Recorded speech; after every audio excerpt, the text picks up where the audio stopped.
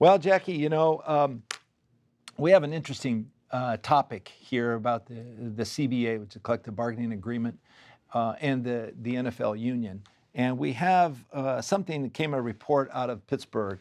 The Steelers running back Najee Harris, recently expressed support for a running back only union, and they want to split away from the regular union, the NFL union. Well, that's a big process in its own, Jackie. But running backs, they don't make the same wage.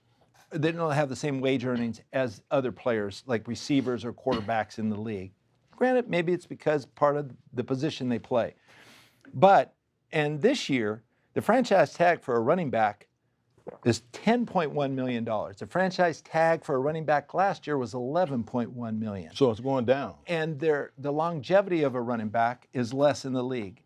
And when you walk in the league, you have a salary cap that's restricted for certain players because of their seniority. So as a rookie coming in, you can only earn so much money. And that's what he's griping about, is that there should be more advancement earlier on in their career. What's your take? How do you see this happening? Do you think they're going to splinter off and form a different union? I don't see that happening. Do you? No, first of all, there's no way. Yeah. That movement or that conversation doesn't stand a snowball's chance in Hades of ever becoming a reality, because the players collectively are bargained for by the NFLPA, Players Association. Now, and the strength is in the numbers, Jackie. And strength is always in the numbers. Okay. So the best thing that could happen to a running back is to group himself with everybody else. That's the best thing that can happen. Mm-hmm. But let's look at the plight of the running back in the National Football League now. Those guys come in on a rookie level wage scale. They can only make so many dollars, and most of the time, the dollars that they make this year is tied to the cap and the dollars that the guys made the previous year. Now, this is the problem that the young man is expressing. Eric Dickerson came into the National Football League in 1983, and he set the rookie rushing record of 1,808 yards. Mm-hmm. The very next year, he set the single season rushing record. 2,100 yards he rushed for in his second year. Mm-hmm. Did his salary change? Absolutely not. He was still paid like a rookie. He was paid like a sophomore running back. And you remember he went through all kinds of stuff trying to get paid by the Rams like some of the veteran running backs in the league.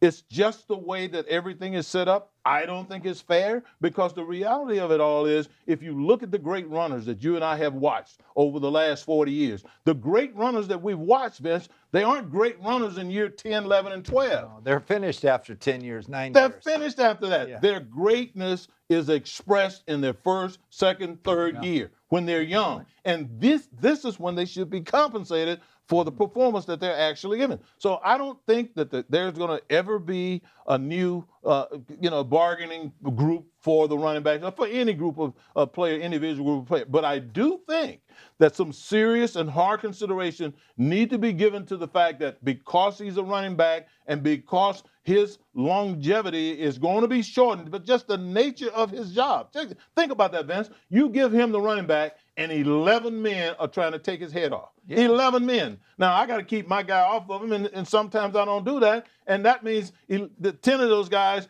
didn't weigh 330 pounds like my guy did that just blew him up in the backfield. So he is taking shots all the time. His career is constantly in jeopardy every single play they give it to him as a running back. And so I can understand the grief, and I can understand the disappointment of knowing that you're the best running back in all of pro football, but you're being paid like a peon.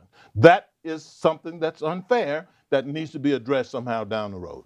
Well, it is one of the most pivotal positions in the game, Jackie, because without a great running back, being able to block, being able to run the football, become a pass receiver out of the backfield, absolutely, an offense can't really succeed. And so I think that there should be a lot of incentive-driven clauses early in your contracts. Unusually high incentive. That would supersede the salary cap requirement. And so if a receiver or a running back achieves a certain amount of success, you know, in his first few years, he should be compensated for it. Absolutely. And that's the only way to get around it. You can't split away from the union No. to try to get more money. That's not You're gonna going to ever work. defeat that purpose. That's never going to work. Okay, let's talk about the